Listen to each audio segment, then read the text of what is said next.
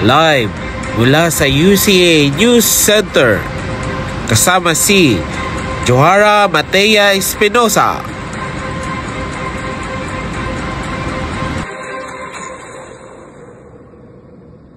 Magandang araw, Pilipinas. Ako po si Johara Matea Espinosa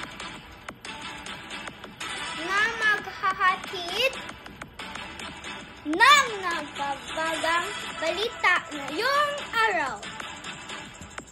Ang Pilipinas ay itinuturing na isa sa pinakamagandang bansa sa buong mundo na madalas bisitahin ng mga turista. Isa na maganda tanawin sa Pilipinas ay ang isla ng Boracay.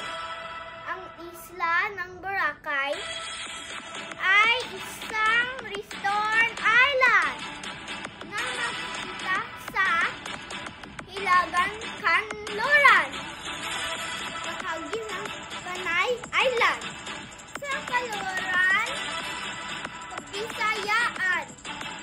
Ang islang ito ay kilala sa buong mundo dahil sa marapulbos na puting buhangin na magtagpuan sa mga baybayin nito.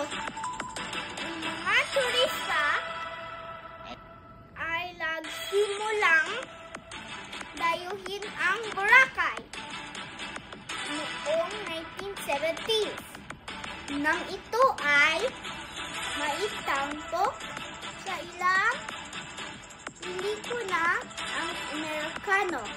At sa pag-usad ng panahon, ang parami na madahuyuan at lokal na turista ang pumupunta sa Boracay. Ang ilang mga turista ay tinatawag pa ito Paradise on Earth! Ako po si Johara Matea Espinosa para sa Balitang Pinas.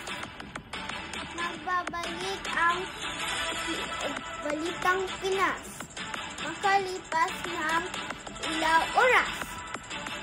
Maraming salamat po!